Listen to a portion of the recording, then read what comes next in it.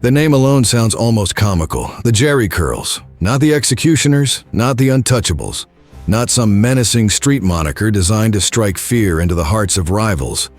No, this Dominican drug organization took their name from a hairstyle that was already fading from popularity by the time they rose to prominence in the early 1990s. Long, loose, greasy curls that required constant maintenance and left oil stains on pillowcases. The kind of hairstyle that made you look like a mid-80s version of Michael Jackson. But make no mistake about what lurked beneath those carefully maintained ringlets. The Jheri Curls were no joke. They were one of the earliest, most violent, and paradoxically best-branded Dominican gangs to ever terrorize the streets of New York City. This is the story of how a group of brothers from the Dominican Republic built a multi-million-dollar cocaine empire in the heart of Manhattan's Washington Heights neighborhood. How they ruled through fear and violence from fortress-like apartment buildings rigged with secret compartments and trapdoors. How they made residents too terrified to even look at them, let alone testify against them, and how their reign of terror would ultimately crumble, not from a spectacular shootout, but from a simple traffic stop that revealed secrets hidden in a car's elaborate mechanical ritual. This is the wild tale of the Jheri Curls, the gang that couldn't wear its hair straight, and the neighborhood they held hostage during one of the darkest periods in New York City history. To understand how Washington Heights became ground zero for one of New York's most vicious drug wars, you have to go back to a time when the neighborhood looked nothing like the crack-infested war zone it would become in the 80s and 90s. Washington Heights, perched high on a hill in Upper Manhattan, had once been home to wealthy estates and elegant architecture. The neighborhood commanded stunning views of the Hudson River and the George Washington Bridge. It was a place where affluent New Yorkers built their lives, far removed from the chaos of downtown Manhattan. But neighborhoods in New York City are never static. They transform, evolve, and sometimes decay with the shifting tides of immigration and economics. By the 1960s, Washington Heights was experiencing its first major demographic transformation. The assassination of Rafael Trujillo, the brutal dictator who had ruled the Dominican Republic with an iron fist for 31 years, changed everything. When Trujillo fell in 1961, it opened the floodgates for Dominican emigration. The political upheaval that followed his death, combined with the economic collapse that gripped the island nation, sent thousands of Dominicans searching for opportunity in the United States. Many of these early immigrants were relatively well-off, members of the urban middle class who saw the writing on the wall and got out while they could. But as the years progressed and the Dominican Republic continued to struggle under corrupt leadership, the profile of immigrants began to change. By the 1980s, during what economists call Latin America's lost decade, both the very poor and members of the professional class were fleeing the island. According to immigration records, the Dominican population in New York City exploded from just 12,000 in 1960 to 60,000 by 1970. By the year 2000, that number had skyrocketed to over 1.1 million. Washington Heights became the natural landing spot for these new arrivals.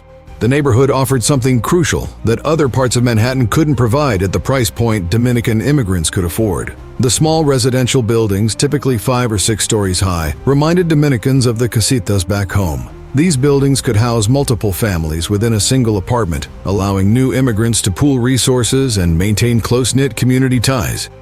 The architecture wasn't just familiar, it was practical.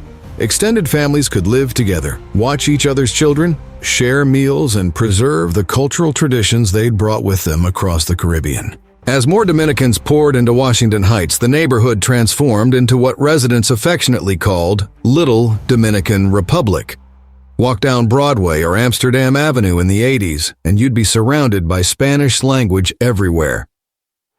Bodegas on every corner sold plantains, yuca, and all the ingredients needed to cook traditional Dominican meals. Barbershops and salons catered specifically to Dominican hair textures and styles. Elderly men gathered on street corners and in parks to play dominoes, their animated conversations in rapid-fire Dominican Spanish echoing through the blocks. The Dominican flag hung from windows, storefronts, and balconies. For all intents and purposes, Washington Heights had become an urban extension of the Dominican Republic itself. transplanted to the hills of Upper Manhattan. But this cultural vibrancy came with serious economic challenges. By 1990, 36% of Dominican New Yorkers lived in households below the poverty line, more than double the citywide rate. Many of the manufacturing jobs that previous immigrant waves had used as stepping stones to the middle class had disappeared throughout the 70s and 80s. Unemployment was rampant, opportunities were scarce. The American dream that had lured so many Dominicans to New York was proving frustratingly elusive for many families struggling to make ends meet in their new home. This economic desperation created a perfect breeding ground for an industry that promised quick money and required no legal work authorization, no English language skills, and no formal education. The drug trade didn't care about your immigration status or your lack of job experience. It only cared whether you were willing to take the risk. And for young Dominican men watching their parents work multiple jobs for poverty wages, the temptation was often overwhelming. Washington Heights, with its tight-knit immigrant community, its proximity to major highways, and its economic vulnerability, was about to become the epicenter of a drug epidemic that would claim thousands of lives and transform the neighborhood into a war zone. The story of how crack cocaine arrived in Washington Heights is itself the stuff of urban legend, though the details are well documented. Enter Santiago Luis Polanco Rodriguez, known on the streets simply as Yayo. Born in Santiago, Dominican Republic in 1961, Yayo immigrated legally to Manhattan with his family in 1969. By 1982, he had begun developing a small operation selling high-quality powder cocaine outside his apartment near the corner of Audubon Avenue and West 174th Street. But Yayo would achieve infamy for something far more sinister than powder cocaine. Various theories exist about how he discovered crack cocaine. Some say Jamaican gang members he worked with introduced him to the drug in June 1985, just months after it first appeared in Los Angeles. Others claim the Medellin cartel in Colombia recognized his marketing genius and taught him the cooking process. A third theory suggests he accidentally created it while on vacation in the Dominican Republic, had his drug-addicted brother smoke it as a test, and immediately recognized its devastating potential when he saw the effects. Whatever the truth, Yayo became what Drug Enforcement Administration officials would later call the first mass marketer of crack cocaine in the United States. He called his product based balls and demonstrated a level of business sophistication that was unprecedented in the street drug trade. His organization merchandised crack in heat-sealed glassine envelopes for quality control.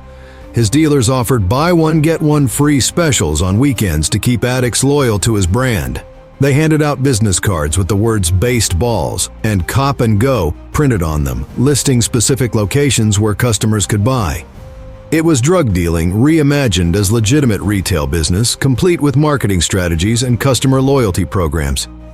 According to a 1987 federal indictment, Yayo employed as many as 100 workers and sold up to 10,000 vials of crack every single day for $10 apiece, with jumbos going for $20. The mathematics were staggering. Federal officials estimated his organization was pulling in approximately $36 million per year. While running this empire, Yayo maintained a remarkably respectable public face. He employed a full-time accountant and laundered his drug money through a wire transfer storefront in Washington Heights, as well as through a pharmacy, a nightclub, and a finance company he established in his home country. The Based Balls organization operated with military-like efficiency. Some workers were organized into street-level distribution teams that saturated Washington Heights and Kingsbridge Heights in the Bronx. Others were formed into a hit squad tasked with overpowering smaller but competitive gangs throughout the Bronx and Brooklyn, seizing their drug territories through violence and intimidation. The DEA claimed that Yayo's hit squad was responsible for at least 5 murders, though there was never enough evidence to secure indictments. His enterprise was truly a family affair. His half-brother, known as Chicky, ran operations when Yayo was in the Dominican Republic. Another brother, Elvis, delivered stashes to street locations. A third brother, Santiaguito, worked as a cash courier. Even his sister, Dulcie Elizabeth, and his mother, Luisa Ordolina, were involved, counting cash and maintaining apartments where crack was kept and produced. The impact of Yayo's Based Balls operation on Washington Heights cannot be overstated. In 1984, before crack truly took hold, there were 57 murders in the neighborhood. By 1989, Washington Heights was being called the crack capital of America by the New York Times. In 1990, the 34th Precinct, which covered Washington Heights, reported a total of 10,027 crimes in just over 3 square miles.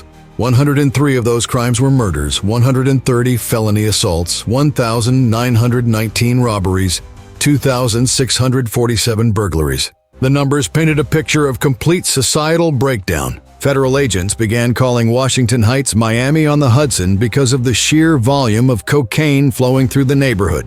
Local police, struggling to get witnesses to cooperate with murder investigations, had their own nickname for the Fort Washington section of the neighborhood. They called it Fort Yo No See. Fort I Don't Know. Residents had learned that the safest response to any question from police was to claim ignorance.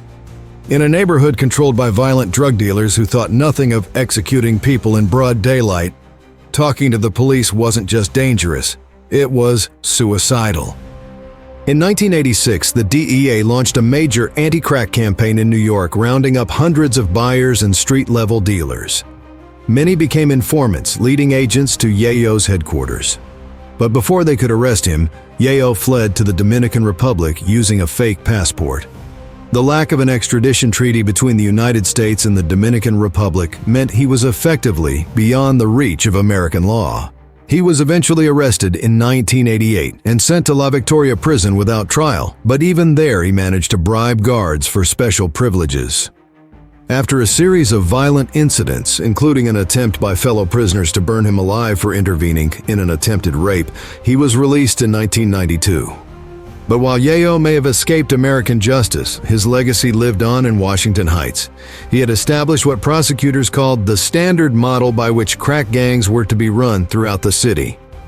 And one of the organizations that would follow in his footsteps, taking his business model and adding their own unique brand of violence and intimidation, would be led by a man named Rafael Martinez and his brothers. They would call themselves the Jheri Curls, and they would make Washington Heights residents long for the days when Yayo was the worst thing they had to worry about. Rafi Martinez's path to becoming one of Washington Heights' most feared drug lords began like so many Dominican immigrant stories, with dreams of a better life in America. He immigrated to the United States from the Dominican Republic as a teenager, arriving in a New York City that was already deep in the throes of the crack epidemic. The exact details of his early years in America remain somewhat murky, but what is clear is that Rafael Martinez didn't waste much time getting involved in the street drug trade that was consuming his adopted neighborhood. At some point in his early criminal career, Martinez was shot. The attack left him with a permanent limp, a physical reminder of the violent world he'd chosen to inhabit. But rather than serving as a warning to get out of the game, the shooting seemed to harden Martinez. He became even more ruthless, more willing to use extreme violence to protect his interests and maintain control. The limp became part of his identity, a visible marker of his survival in a business where most didn't make it to see their 30th birthday. After recovering from the shooting, Martinez made a calculated decision. He would bring reinforcements from back home. He reached out to his brothers, still living in the Dominican Republic, and convinced them to join him in New York City. One by one, they came. Lorenzo, Julian, Daniel, and Cesar Martinez all made the journey north to Washington Heights, where Rafael was building what would become a cocaine trafficking empire. The Martinez brothers, like many Dominican gang members of that era, maintained strong ties to their homeland. They saw their time in America not as permanent immigration, but as a temporary money-making venture. Work in New York, accumulate wealth, then return to the Dominican Republic to live like kings. The gang needed a name, an identity that would set them apart from the dozens of other Dominican crews fighting for control of Washington Heights' lucrative drug corners. And this is where the story takes its bizarre turn into both legend and mockery. The Martinez brothers and their associates all wore their hair in Jheri Curls, the chemically treated hairstyle that created long, loose, greasy ringlets. The Jheri Curl had been hugely popular among African Americans in the early to mid-'80s, but by the early 90s it was widely considered played out and outdated. Most people had moved on to other styles, but not the Martinez brothers and their crew. They kept their Jheri curls, maintained them meticulously despite the time and expense required, and eventually embraced the style as their gang's calling card. Thus, the Jheri Curls gang was born. From a distance of history and with the safety of hindsight, the name sounds almost comical. It conjures images of men who spent more time worried about their hair maintenance than their criminal enterprise. But anyone who actually lived in Washington Heights during the Jheri Curls reign knew there was absolutely nothing funny about them. The greasy curls became a mark of terror. When residents saw those telltale ringlets coming down the street, they knew to look away, to suddenly become very interested in something else, to make themselves invisible. The Jheri curl hairstyle became synonymous with violence, intimidation, and death. The gang initially established their operations at 550 West 157th Street, a residential building near Riverside Drive. This wasn't just a random choice of location. Washington Heights' geography made it perfect for drug operations. The George Washington Bridge provided easy access to New Jersey suburbs and points beyond. Major highways connected the neighborhood to the rest of the metropolitan area. Upper Manhattan's height provided natural surveillance advantages, allowing lookouts to spot approaching police from blocks away. And the dense concentration of Dominican immigrants created a ready-made customer base and labor pool. But the Martinez brothers weren't content to run a simple street-level operation. They had bigger ambitions. They wanted to build something that could generate serious money, the kind of wealth that would let them retire young and live comfortably back in the Dominican Republic. So they began constructing an organization with a hierarchical structure, clear roles and responsibilities, and increasingly sophisticated methods for evading law enforcement. The gang recruited heavily from the constant stream of Dominican immigrants arriving in the neighborhood, many of them young men with few other economic options. These workers were paid a few $100s per week, making them both convenient and disposable from the organization's perspective. If they got arrested, they could be easily replaced. The Jheri Curls used their lower-level workers for street sales, as lookouts, and as muscle when violence was needed. But the real power remained concentrated in the hands of the Martinez brothers, particularly Rafael, who ruled the organization with absolute authority and shocking brutality. As the Jheri Curls operation grew, they made a crucial connection that would take their business to the next level.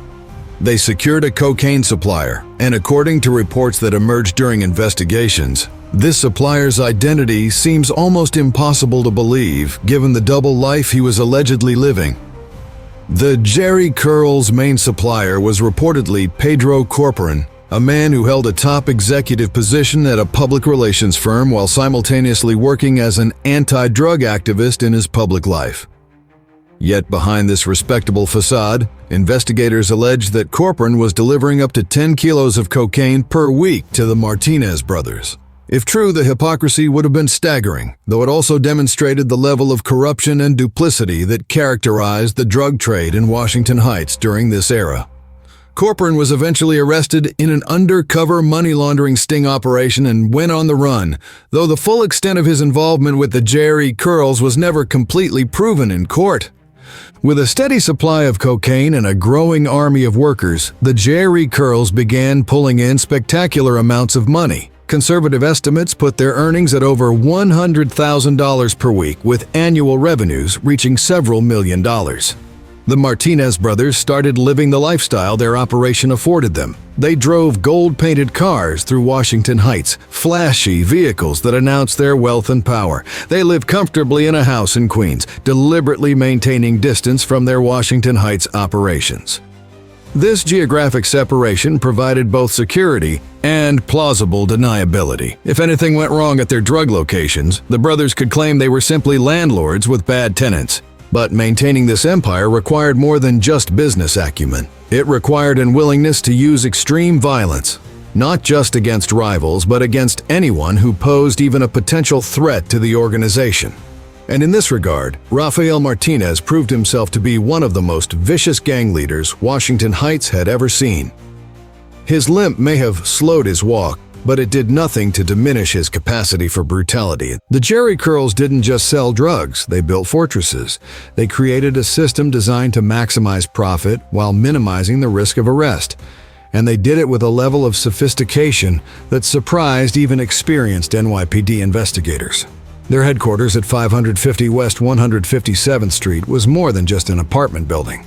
It was a carefully engineered criminal operation, every detail thought through with the kind of paranoia that comes from knowing the police are always watching. The gang hired expert contractors to modify their apartments with secret trapdoors and hidden compartments.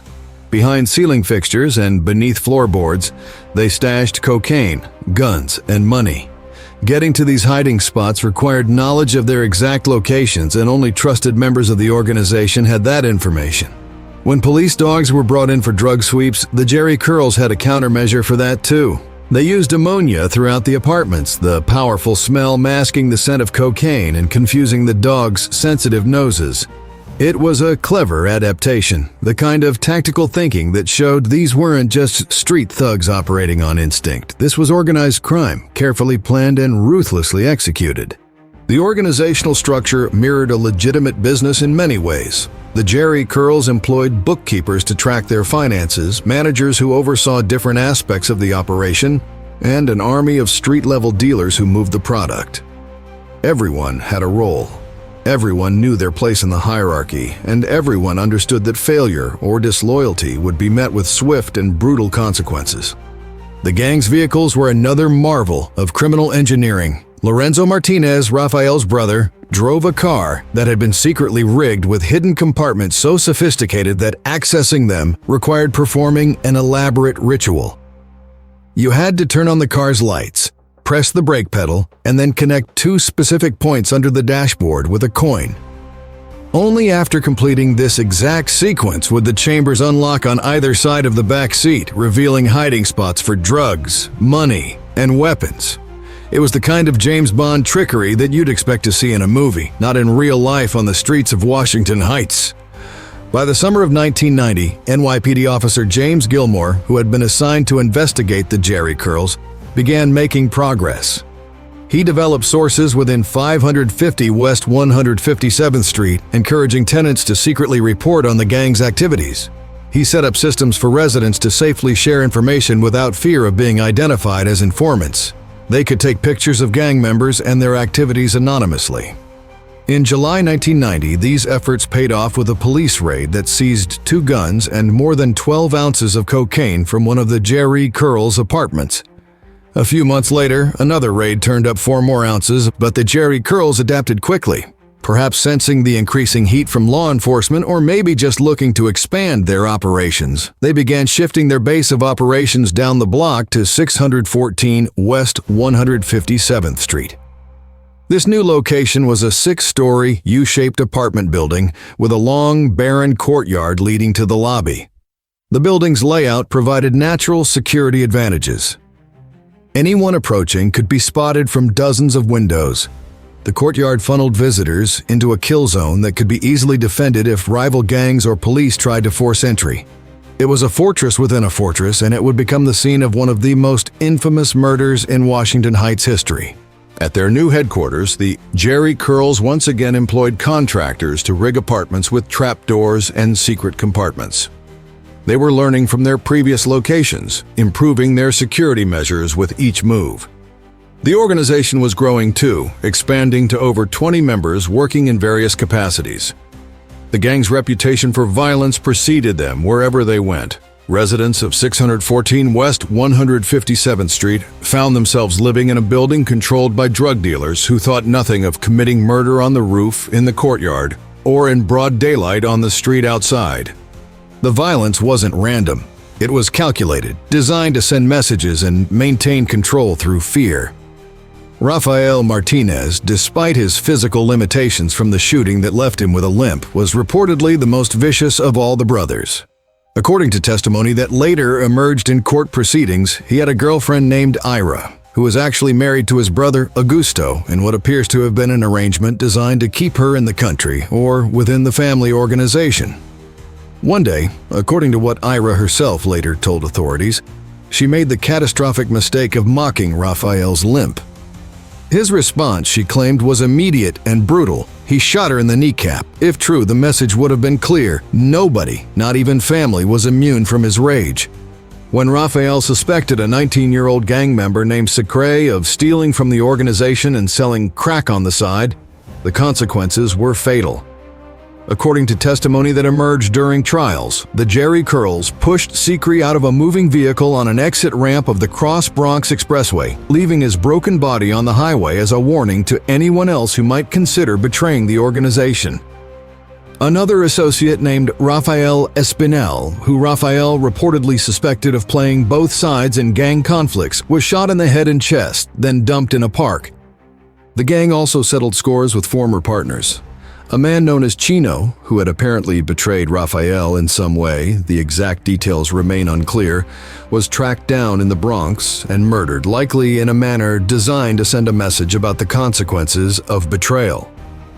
While not all of these killings resulted in convictions directly tied to the Jheri Curls, the pattern of violence surrounding the organization was undeniable. According to reports from investigators and witnesses, on the roof of their building, the gang carried out what would be described as one of the most horrifying acts of violence in the organization's history.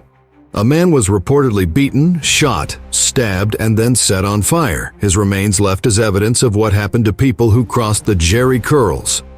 The killing was so brutal, so excessive, that it seemed designed more for psychological impact than practical necessity. This was terrorism in its truest sense, violence designed to create fear and compliance through shock and horror.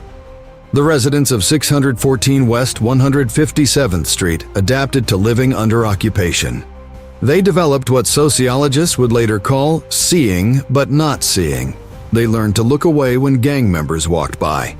They learned never to make eye contact. They never asked questions, never expressed curiosity about the constant stream of visitors to certain apartments, never complained about noise or suspicious activities. As Robert Jackal, a sociology professor who researched Washington Heights gangs, explained, "Snitches get stitches" was the maxim that governed life in these buildings. You never stuck your nose in other people's business, ever. And if you found yourself caught there accidentally, you made sure that other people would not cause any problems. This culture of silence extended throughout Washington Heights. Local police, struggling to solve murders and build cases against gang members, found themselves hitting wall after wall of non-cooperation. Witnesses who had clearly seen crimes claimed they'd seen nothing. People who'd been standing right next to murder victims suddenly developed amnesia when police tried to interview them. The fear was so pervasive that even victims of gang violence often refused to cooperate with investigations, knowing that testifying could be a death sentence. The Jheri Curls operated with near impunity, protected by a wall of terror they'd built around themselves. They weren't the only gang operating in Washington Heights. There were over 100 different crews working the neighborhood at various times during the late 80s and early 90s, but they were among the most feared. Their rivals included the Wild Cowboys, led by the notorious Sepulveda brothers, and various other Dominican gangs competing for control of the lucrative crack trade. These gangs fought pitched battles for territory, murdered each other's members, and occasionally formed temporary alliances against common enemies. But even in this ultra-violent environment, the Jheri Curls stood out for their brutality and their ability to terrify an entire neighborhood into silence. The Martinez brothers and their associates had created something that went beyond a typical drug gang. They'd built an organization that combined business sophistication with paramilitary discipline and psychopathic violence. They were making millions of dollars per year while simultaneously destroying their own community, turning Washington Heights into a war zone where mothers were afraid to let their children play outside and where the sound of gunfire was so common that residents barely reacted to it anymore. The Jheri Curls had taken the model that Yayo established with baseballs and refined it, perfected it, and used it to build an empire of fear and violence. But empires built on fear are inherently unstable. They require constant violence to maintain control, and eventually, that violence attracts too much attention. The Jheri Curls were about to discover that even the most fearsome reputation and the most sophisticated security measures couldn't protect them forever. The walls were closing in, though they didn't know it yet. Law enforcement was watching, learning, and building a case that would eventually bring the whole operation crashing down. In any story of organized crime, there are always people who refuse to bow to fear. People who, despite knowing the risks, stand up and say that what's happening is wrong and must be stopped. In the story of the Jheri Curls, that person was Jose Reyes, a 67-year-old retired social worker who lived in the very building the gang had chosen as their fortress at 614 West 157th Street. Jose Reyes had spent his career working for the city's welfare department, helping people navigate difficult times and access the support systems designed to help them survive in New York. He'd seen poverty, addiction, and desperation up close. But he'd also seen communities come together to solve problems, to protect their most vulnerable members, to create safety and stability even in the toughest neighborhoods. Retirement hadn't dimmed his sense of civic duty or his belief that ordinary people have a responsibility to stand up against injustice. When the Jheri Curls began operating out of 614 West 157th Street, Jose Reyes watched the transformation of his building with growing horror. The constant stream of desperate addicts coming and going at all hours. The young men with Jheri Curls standing guard in the courtyard, their presence a clear warning to residents that this building was now under new management. The violence that seemed to permeate the very walls of the structure. Other residents looked away, convinced that silence was the only path to survival. But Jose Reyes couldn't or wouldn't accept that this was just how things had to be. He began confronting gang members about their activities, not with violence or threats, but simply by speaking truth to power. He told them what they were doing was wrong. He refused to pretend he didn't see what was happening right in front of him. And then he took the most dangerous step of all. He went to the police. He began providing information about the Jheri Curls operations, helping investigators understand how the gang functioned, who the key players were when they moved product, where they stashed their drugs and money. For the Jheri Curls, this was intolerable. Their entire operation depended on a culture of silence and fear. If one person could speak to police without consequence, others might follow. The psychological advantage that let them operate so openly would evaporate. They had to make an example of Jose Reyes. They had to show the entire neighborhood what happened to people who cooperated with law enforcement. The message had to be loud, public, and absolutely terrifying. On May 23, 1991, Jose Reyes was outside a bank in Washington Heights in the middle of the day. Broad daylight, people everywhere, cars passing by. The kind of public space where most people feel safe because surely nobody would commit a violent crime in front of dozens of witnesses. But the Jheri Curls had calculated correctly that fear would be a more powerful force than the presence of witnesses. They knew that even people who saw the murder would claim they'd seen nothing when police came asking questions. The shooting was quick and brutal. Gunfire erupted, and Jose Reyes collapsed on the sidewalk with a bullet in his head. By the time police and paramedics arrived, he was already dead. Witnesses scattered, the shooter or shooters melted back into the neighborhood. And when investigators began trying to piece together what happened, they ran into that now familiar wall of silence. People who'd been standing right there, who'd clearly seen the murder, suddenly couldn't remember anything useful. Descriptions were vague, details were fuzzy, nobody could identify the shooter. The NYPD knew the Jheri Curls were responsible. The evidence pointed clearly to the gang. Jose Reyes' cooperation with police had been documented. The timing and location of the murder fit the pattern of gang intimidation killings. But knowing who did it and being able to prove it in court were two different things. Eventually, 2 members of the gang were arrested and charged with the murder. But when the case went to trial, the lack of willing witnesses proved insurmountable. Both men were acquitted. Jose Reyes' murder went officially unsolved, though everyone in Washington Heights knew exactly who had killed him and why. The murder achieved its intended effect. Other residents who might have been considering cooperation with police changed their minds. The wall of silence grew even higher and more impenetrable. The Jheri Curls had demonstrated that they could kill in broad daylight, in public, and get away with it. If the police couldn't protect a man who'd spent his career serving the city, what hope did regular residents have? But the murder of Jose Reyes also marked a turning point. It finally galvanized law enforcement to make taking down the Jheri Curls a top priority. At a news conference announcing later arrests in the case, District Attorney Robert M. Morgenthau specifically invoked Jose Reyes' murder and accused the Jheri Curls of carrying out the execution. The killing was too brazen, too public, Too much of a direct challenge to the rule of law. Federal authorities, NYPD investigators, and the district attorney's office coordinated their efforts under the High-Intensity Drug Trafficking Area Task Force. Resources were allocated. Surveillance intensified. Undercover operations were launched.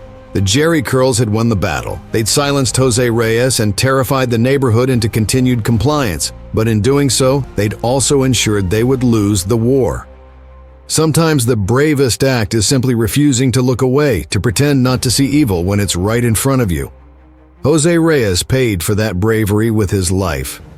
But his death would not be in vain. The machinery of justice was finally beginning to turn, slowly but inexorably, toward the Martinez brothers and their gang. For all their sophistication and security measures, the Jheri Curls' downfall began not with a spectacular raid or a lengthy investigation, but with something far more mundane, a traffic stop.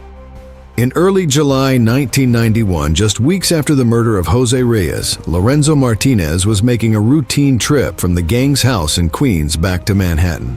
He'd picked up money from the house, over $22,000 in cash, and was transporting it along with weapons and ammunition. It was the kind of trip he'd made dozens, probably hundreds of times before. There was no reason to think this time would be any different. As Lorenzo drove toward Manhattan, he approached the Triborough Bridge, one of the major crossings connecting Queens to Manhattan and the Bronx. For reasons that remain unclear, maybe a routine traffic stop for a minor violation, maybe targeted surveillance based on intelligence, police pulled over Lorenzo's vehicle. They asked to search the car, and this is where Lorenzo's sophisticated security system actually worked against him. A normal car search might have turned up the cash, but the weapons and drugs hidden in the secret compartments would likely have remained undiscovered. But somehow, the police knew about the car's secrets. They knew the elaborate ritual required to access the hidden chambers. The ritual itself sounds like something out of a spy thriller. Turn on the car's headlights. Press the brake pedal. Take a coin and connect two specific points under the dashboard. Only after completing this exact sequence would the mechanical locks release, allowing access to the hidden compartments on either side of the back seat. The police performed the ritual perfectly, suggesting they'd either had detailed intelligence from an informant or had conducted surveillance sophisticated enough to observe and decode the system. When the chambers opened, police found exactly what they expected. $22,500 in cash, a loaded .45 caliber automatic gun, a loaded .44 caliber revolver, and around 20 rounds of ammunition. Lorenzo Martinez was arrested on the spot. The Jheri Curls had suffered their first major blow. One of the Martinez brothers was in custody facing serious charges, and the police now knew about the gang's vehicle compartment system. Other gang vehicles would be vulnerable to the same search technique. But the arrest of Lorenzo was just the opening act. Throughout the summer and fall of 1991, law enforcement's net continued to tighten around the Jheri Curls. The High-Intensity Drug Trafficking Area Task Force, led by Detective James Gilmore and his colleagues, had been working for months to penetrate the organization. They'd developed informants. They'd placed undercover officers in positions where they could make drug buys directly from gang members. They'd conducted surveillance of the gang's operations at 614 West 157th Street. They'd documented the flow of drugs and money through the organization. They'd identified the key players and mapped out the gang's hierarchy. All of this intelligence gathering was building toward a single moment, a coordinated takedown that would decapitate the organization in one swift action. On an October day in 1991, 5 months after the murder of Jose Reyes, law enforcement launched their assault on the Jheri Curls. Simultaneous raids hit multiple locations associated with the gang. Rafael Martinez was arrested. His brothers Lorenzo, Julian, Daniel, and Cesar were all taken into custody. Approximately 20 other members and associates of the gang were swept up in the arrests, though exact numbers varied in different reports. The indictments, based on months of investigation and testimony from informants and undercover officers, detailed an extensive criminal enterprise. The charges were staggering. Multiple counts of criminal sale of a controlled substance, criminal sale of a firearm, conspiracy charges, and for Rafael Martinez, among the most serious charges, murder in the second degree. While specific charges varied by defendant and some resulted in acquittals or plea deals, the indictment made clear that law enforcement held Rafael responsible for establishing and maintaining the atmosphere of violence and terror that defined the Jheri Curls operations. At the news conference announcing the arrests, District Attorney Robert M. Morgenthau stood before cameras and reporters to explain the significance of the operation. He invoked the name of Jose Reyes, the retired social worker who'd had the courage to stand up to the gang and had paid for it with his life. He described the Jheri Curls as one of the most violent and sophisticated drug organizations operating in New York City, and he made it clear that this wasn't just a case about drug dealing. It was about liberating a neighborhood that had been held hostage by criminals. The arrests sent shockwaves through Washington Heights. For years, residents had lived under the assumption that the Jheri Curls were untouchable. They operated so openly, with such confidence, that many people had resigned themselves to simply avoiding the gang and hoping not to become collateral damage in their turf wars. The idea that the Martinez brothers and their associates could actually be arrested, could actually face justice, seemed almost impossible, but here was proof that even the most fearsome gang could be brought down. In the days and weeks following the arrests, more information about the Jheri Curls operations emerged. Law enforcement revealed the extent of the gang's wealth, estimating they'd been pulling in several $1 million per year. They described the sophisticated compartments built into the gang's apartments and vehicles. They detailed the violence that had been used to maintain control, including murders and attempted murders. And they laid out how the organization had been structured, with the Martinez brothers at the top and various subordinates handling different aspects of the business.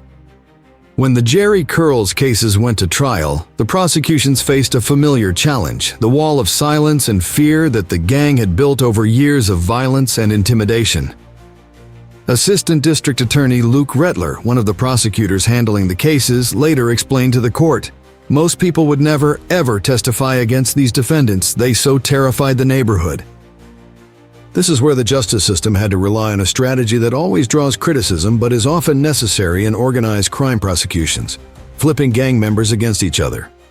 Prosecutors offered deals to lower-level members of the Jheri Curls in exchange for their cooperation and testimony. It's never a perfect solution. These cooperating witnesses have their own criminal histories. They're often testifying in exchange for reduced sentences. Defense attorneys can and do attack their credibility on the stand. But in cases where community witnesses are too terrified to come forward, cooperating defendants are sometimes the only way to build a prosecutable case. Two key members of the organization agreed to cooperate: Augusto Martinez, one of Rafael's brothers, and Ira, the woman who Rafael had shot in the kneecap for mocking his limp. Both had intimate knowledge of the gang's operations. Both could testify about specific criminal acts they'd witnessed or participated in. And both had powerful motivations to cooperate, whether from fear of lengthy prison sentences or from personal grievances against Rafael's leadership. During the trials that followed, these cooperating witnesses laid out the inner workings of the Jheri Curls organization in devastating detail. They testified about murders, drug operations, weapons trafficking, and money laundering. They described Rafael Martinez's absolute control over the organization and his willingness to use extreme violence to maintain that control. They detailed the security measures the gang had implemented and explained how the operation had evolved over time to stay ahead of law enforcement. At one point during proceedings, Cesar Martinez addressed the court and disputed his convictions, noting that during his trial, several Jheri Curls members had testified against him only after cutting deals with prosecutors. His lawyer argued that testimony from fellow conspirators, especially those who'd been offered leniency in exchange for cooperation, should be viewed with extreme skepticism. But prosecutors countered that in neighborhoods like Washington Heights, where witnesses had been intimidated and even killed for cooperating with police, testimony from fellow gang members was often the only way to proceed with prosecutions.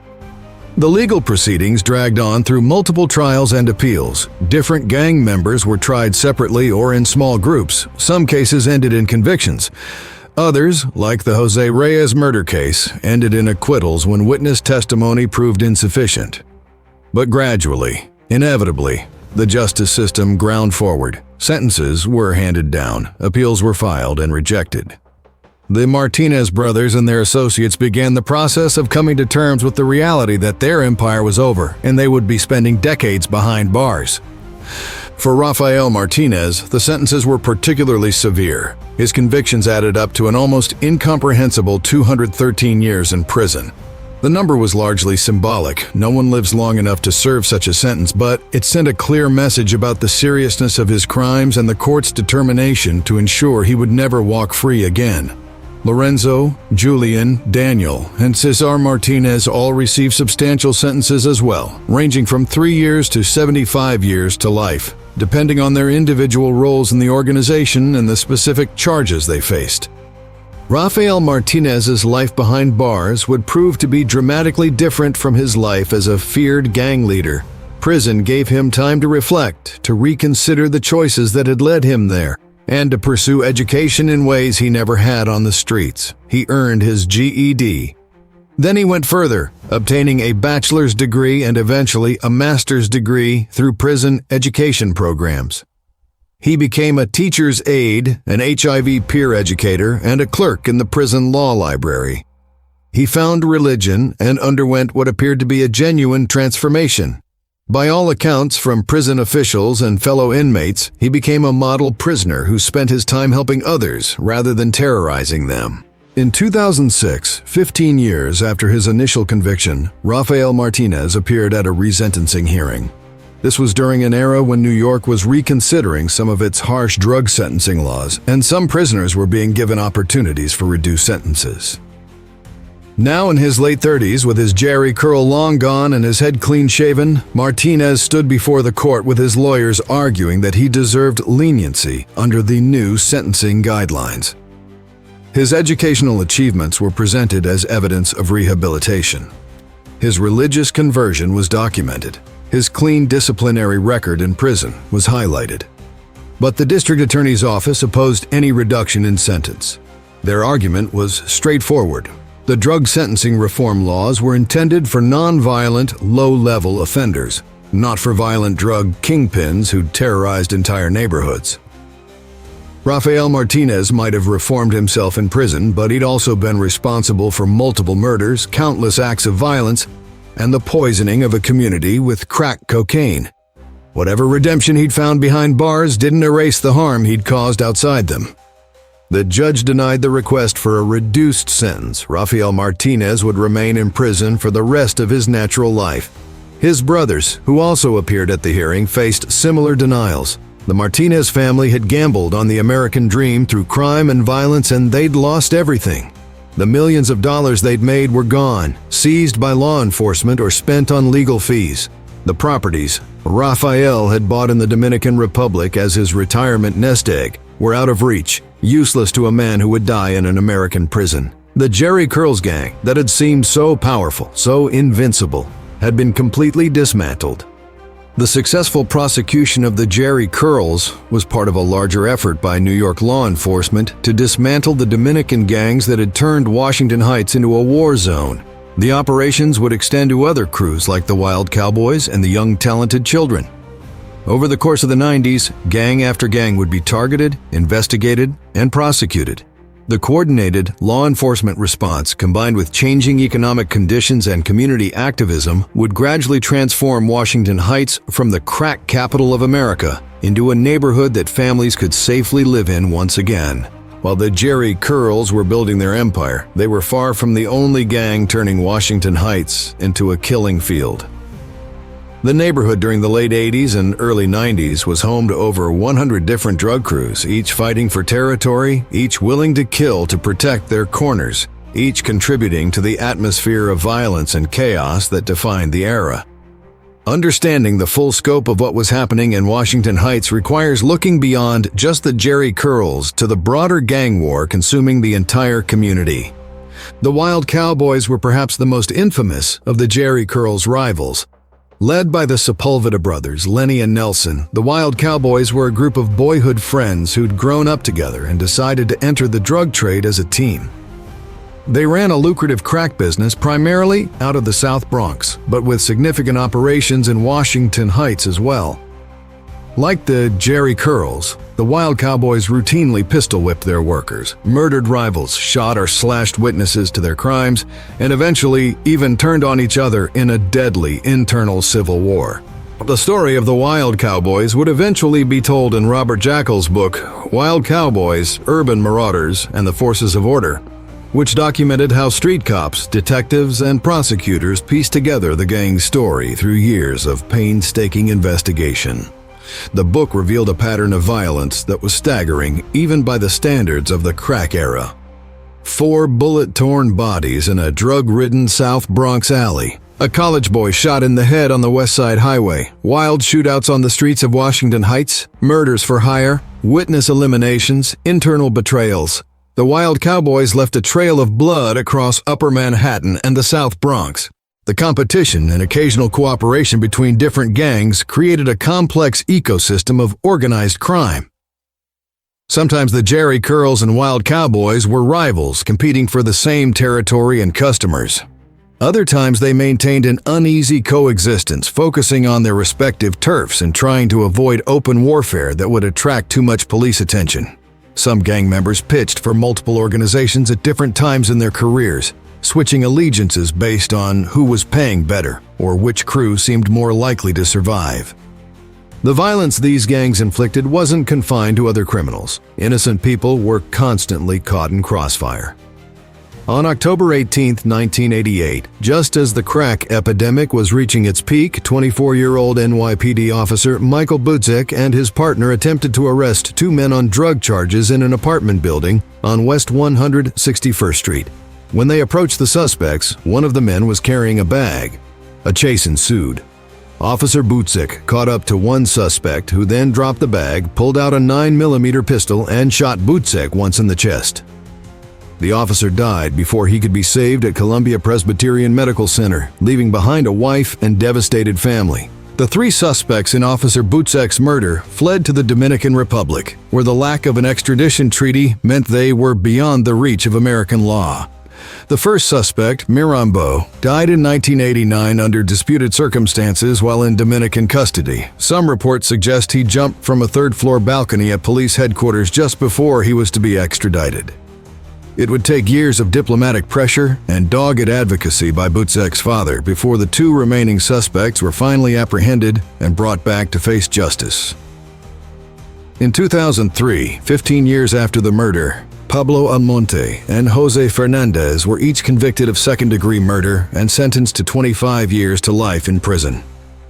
The same night Officer Butzek was killed, another NYPD officer named Christopher Hoban was murdered in a separate incident during an undercover drug operation. The fact that 2 police officers were killed in different parts of Manhattan within hours of each other sent shockwaves through the department and the city. It underscored just how dangerous Washington Heights and the surrounding areas had become, how brazen the drug dealers were in their willingness to murder law enforcement officers, and how urgent the need was for a coordinated response to the crisis. The violence created a generation of trauma in Washington Heights. Children grew up hearing gunfire regularly. Parents had to warn their kids about which blocks to avoid, which street corners were controlled by which gangs, how to make yourself invisible when you saw gang members approaching. Schools struggled to provide education in an environment where students had often witnessed murders or knew people who'd been killed. Social workers and community organizations tried to provide services but found themselves overwhelmed by the scale of the crisis. By 1990, the 34th Precinct's statistics painted a picture of complete social breakdown. 10,027 crimes in just over 3 square miles of land, 103 murders, 1,130 felony assaults, 1,919 robberies, 2,647 burglaries. These weren't just numbers in a police report. Each statistic represented a life destroyed, a family traumatized, a community's fabric torn further apart.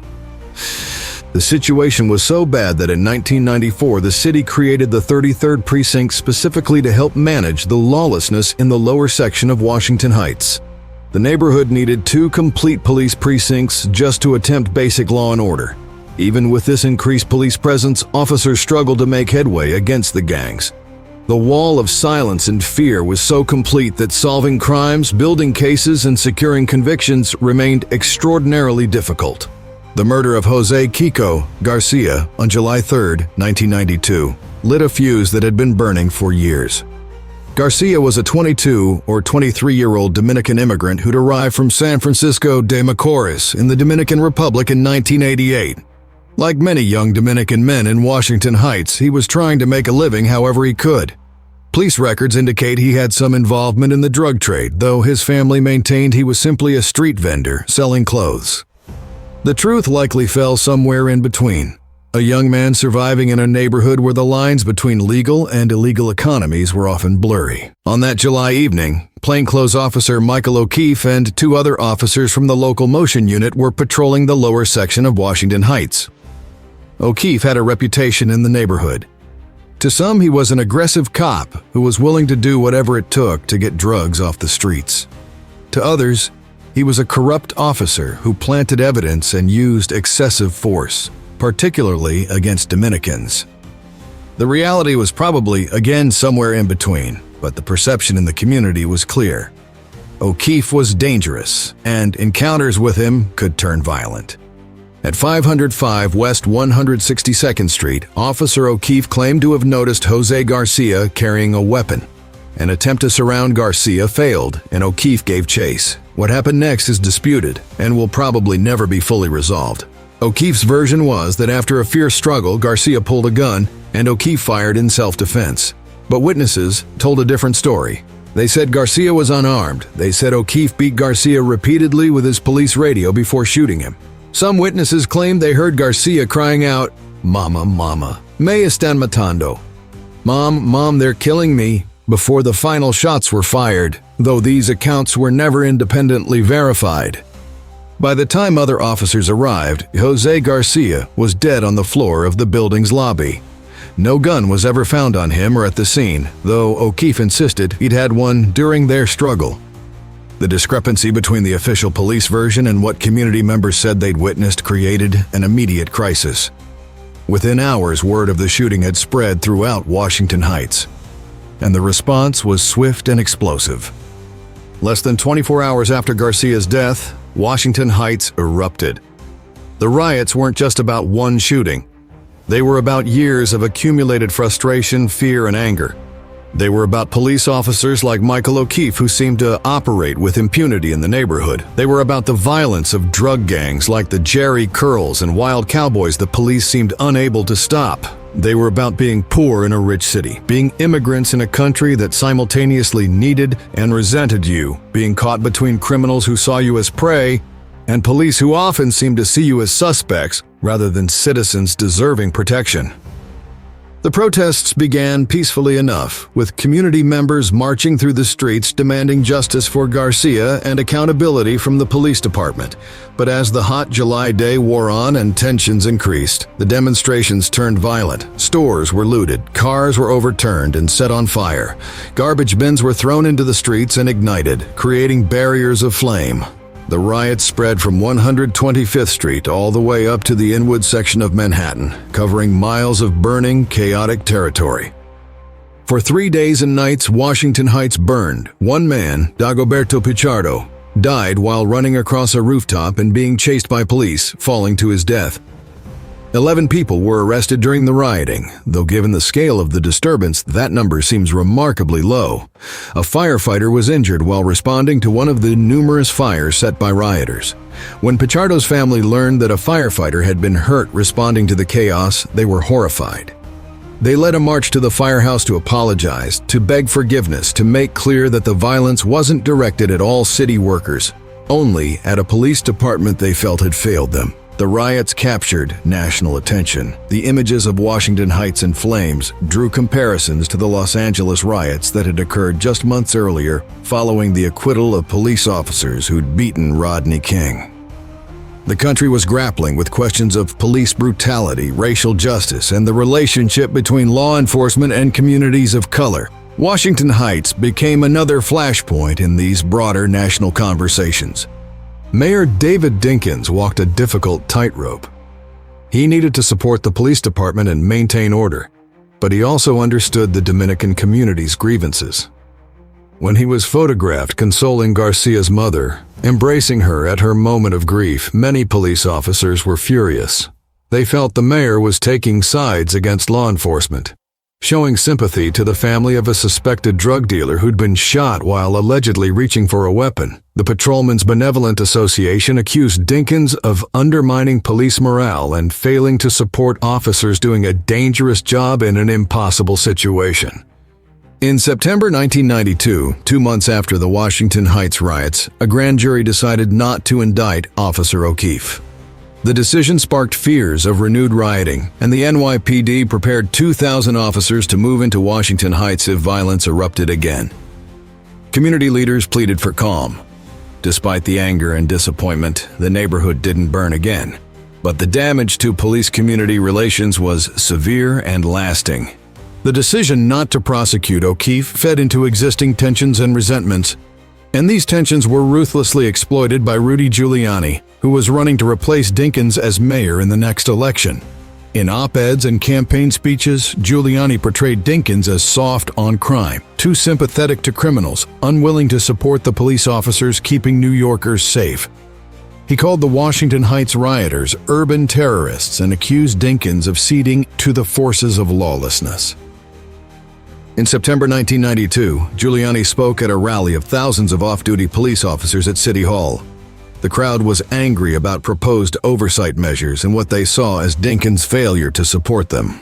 Standing with Giuliani on stage, serving as a symbol of an officer wrongly accused, was Michael O'Keefe himself. The rally turned into a near riot, with off-duty officers trampling barricades, blocking traffic, and storming past security. It was a show of force designed to intimidate and send a message, and Giuliani's message was clear: elect me, and I'll back the police without question. The 1992 Washington Heights riots marked a turning point for the neighborhood and for New York City. They revealed just how fragile the social fabric had become, how deep the divisions ran between the largely Dominican immigrant community and the NYPD. They showed that years of violence from both criminals and sometimes from law enforcement had created a powder keg that could explode at any moment. And they demonstrated that the crack epidemic wasn't just a law enforcement problem, it was a social crisis that required far more comprehensive solutions than simply arresting dealers and locking them up.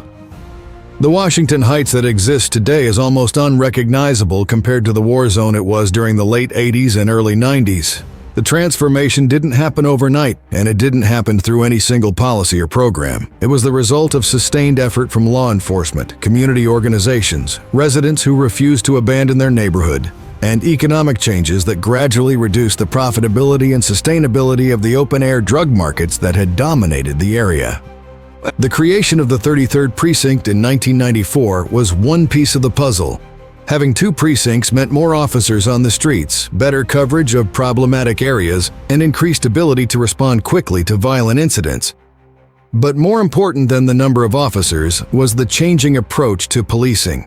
The NYPD began, slowly and unevenly, to recognize that they couldn't simply arrest their way out of the crisis.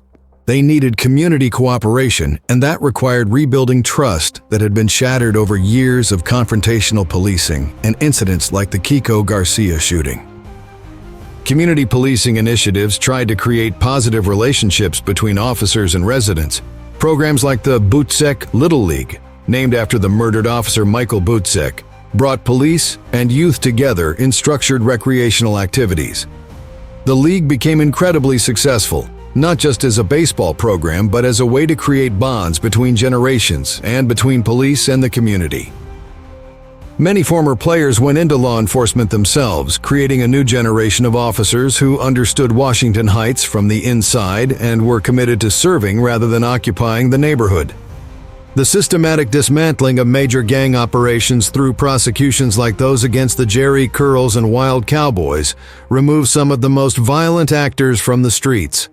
Each major gang taken down created space for the community to breathe, to reclaim public spaces, to begin imagining a different future. The prosecution sent a message that even the most fearsome gangsters weren't untouchable, that justice might be slow, but it would eventually arrive. Economic development played a crucial role as well. As crime rates began to fall, businesses that had fled the neighborhood started to return. New stores opened. Property values increased. Landlords began investing in building improvements rather than letting properties decay.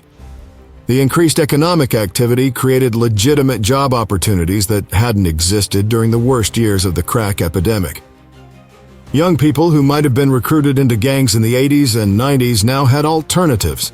The statistics tell the story of transformation in stark numbers.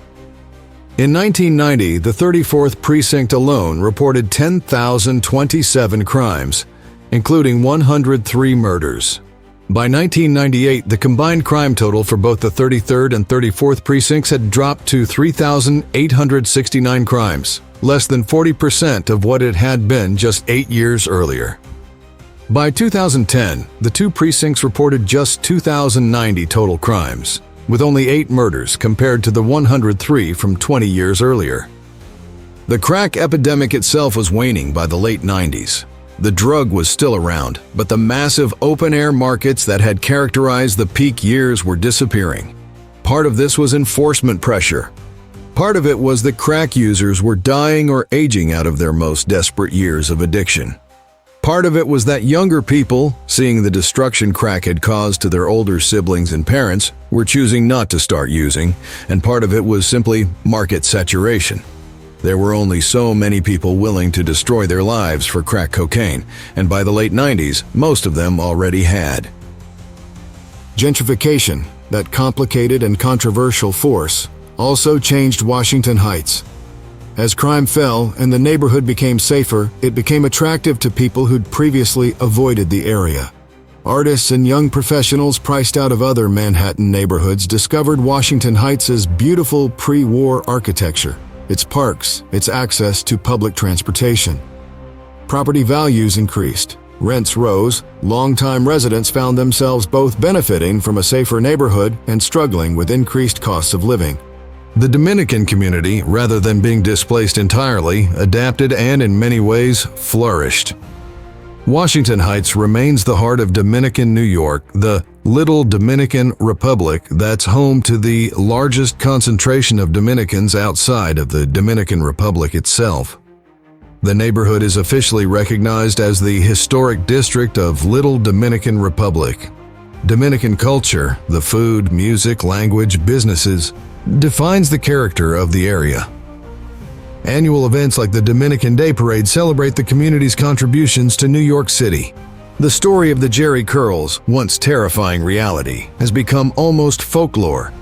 Longtime residents remember those years with a mixture of horror and relief that they're past. The younger generation, growing up in a Washington Heights where kids can safely play in the streets and parents don't have to worry about stray bullets, sometimes can't quite believe the stories their parents tell about the bad old days. The buildings where the Jheri Curls operated, 550 and 614 West 157th Street, are still standing, now just normal apartment buildings where families live without fear of gang violence. Washington Heights today isn't perfect. No urban neighborhood is. There are still problems with poverty, with inadequate city services, with the displacement pressures of gentrification. Police-community relations, while improved, still have tension and distrust.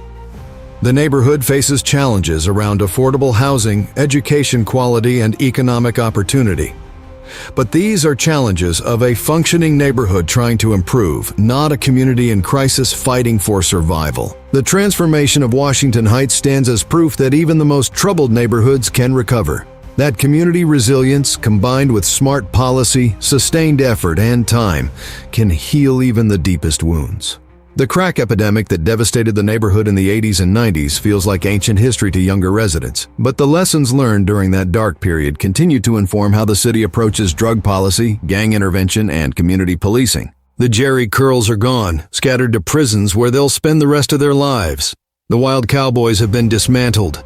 The other gangs that terrorized Washington Heights during its darkest years have been broken up or evolved into something far less threatening. The neighborhood that was once called the crack capital of America is now one of the most culturally vibrant and rapidly developing areas of New York City. It's a resurrection story, though one that came at tremendous cost in lives lost, families destroyed, and community trauma that will take generations to fully heal. The story of the Jheri Curls isn't just a historical curiosity about a gang with an absurd name. It's a window into one of the darkest periods in New York City history, when crack cocaine transformed entire neighborhoods into war zones and when the traditional mechanisms of law and order seemed helpless to stem the tide of violence and destruction. The Jheri Curls, for all their brutality and sophistication, were products of their time and place, young Dominican immigrants who saw the drug trade as their pathway to wealth and used extreme violence to build an empire that would ultimately collapse. Rafael Martinez and his brothers thought they were building something that would last, that would set them up for comfortable lives back in the Dominican Republic. They invested their drug profits in houses, gas stations, cars. They built a business with hierarchies, security measures, and multiple revenue streams. They terrorized an entire neighborhood into submission through calculated violence and intimidation. They made millions of dollars and lived like kings, at least for a few years. But empires built on poison and fear never last. The very violence that allowed them to dominate Washington Heights eventually brought the full weight of law enforcement down on them. The murder of Jose Reyes, intended as a warning to potential cooperators, instead galvanized investigators to make dismantling the gang a top priority. The sophisticated security measures, the trapdoors, the hidden compartments, the wall of community silence proved insufficient against sustained, coordinated law enforcement pressure. And when the organization finally fell, it fell completely. The Jheri Curls story is also a cautionary tale about the unintended consequences of drug prohibition and the way social policies can interact with economic desperation to create perfect conditions for organized crime. The crack epidemic didn't emerge in a vacuum. It took root in communities that were already struggling with poverty, unemployment, and limited opportunities. When legitimate paths to success seem closed, and when there's a massive profit opportunity in selling an addictive substance, some people will inevitably take that path regardless of the risks and the harm it causes. The transformation of Washington Heights after the crack era offers hope but also important lessons. Crime reduction came not just from enforcement but from community rebuilding, economic development, and the slow work of restoring trust between residents and institutions. It required understanding that gang members were often products of failed systems, not just predators to be caged. It required recognizing that addiction is a public health crisis as much as a criminal justice issue. It required sustained effort over years and decades, not quick fixes or magic bullets. For New Yorkers who lived through the crack era, the memories remain vivid. The sound of gunfire that was so common it barely drew attention. The sight of addicts shuffling through the streets, destroyed by the drug that flooded the neighborhood. The fear that walking down the wrong block at the wrong time could get you killed. The gangs with their distinctive markers, in this case those greasy Jheri curls that signaled danger and demanded the learned behavior of looking away, seeing but not seeing, pretending ignorance to stay alive. The transformation seems almost miraculous to those who remember how bad things were. Parents who once kept their children inside except for school and necessary errands now watch them play on streets that are safe. Buildings that were fortresses for drug gangs are now just regular apartment buildings where families live normal lives. The corner where someone was murdered, where memorial candles once flickered, is now where neighbors greet each other and kids ride bikes. Washington Heights has been reborn, though the scars remain for those who lived through the worst of it. The Jheri Curls themselves are now more legend than reality. Rafael Martinez and his brothers sit in prison cells, their Jheri Curls long gone, their youth consumed by incarceration, their dreams of retiring rich in the Dominican Republic replaced by the grinding reality of prison life. Some, like Rafael, have used their time behind bars to transform themselves through education and reflection. Others simply serve their time, waiting for a release that will never come. The millions of dollars they made are gone, seized by the state or spent on legal defense. The houses in the Dominican Republic sit unused or have been sold. All that violence, all that suffering they caused and endured, and in the end they have nothing to show for it but decades behind bars. If you've made it this far, you've journeyed with us through one of the most fascinating and tragic stories in New York City's recent history. The rise and fall of the Jheri Curls gang isn't just about one criminal organization. It's about how entire communities can be held hostage by violence and fear, how the social fabric can tear apart under pressure of economic desperation and addiction, and how, with sustained effort and community resilience, even the most troubled neighborhoods can heal and thrive again. Here at NYCLore, we're dedicated to uncovering the hidden histories, the forgotten crimes, the urban legends, and the untold stories that shape the city we know today. From the gang wars of the crack era to unsolved mysteries to the strange and supernatural corners of New York's past, we dive deep into the stories that most people have never heard or have long since forgotten. Every video is researched thoroughly, told in a relaxed ASMR style that lets you really absorb the details and designed to give you a comprehensive understanding of these crucial moments in New York City history. If you found this story compelling, if you learned something new about Washington Heights and the crack epidemic, if you're fascinated by true crime and urban history, then please hit that subscribe button. Turn on notifications so you never miss a new video. We're constantly researching new stories, finding new angles on famous cases, and uncovering forgotten chapters of New York's past that deserve to be remembered and understood. And don't forget to hit the like button. It helps the algorithm show this video to other people who are interested in true crime and New York history. Leave a comment below telling us what you thought of this story or suggesting other NYC mysteries and histories you'd like us to investigate. The community we're building here is all about shared fascination with the city's hidden stories, and we love hearing from viewers about what captures your imagination. Washington Heights today is a testament to resilience, to the power of communities to rebuild and reclaim their neighborhoods from chaos and violence. The Jheri Curls are a footnote in that story, one of many gangs that terrorized the neighborhood during its darkest days. But by understanding what happened, by really diving into the details of how things got so bad and how they eventually got better, we can learn lessons that apply to urban communities facing similar challenges today. Thank you for watching, for learning, and for being part of the NYCLore community. Until next time, stay curious about the city's hidden histories and remember that every street corner in New York has a story. You just have to know where to look for it. This has been the wild tale of the Jheri Curls, the Dominican gang that terrorized Washington Heights with greasy hair and brutal violence, and the community that ultimately survived them and thrived.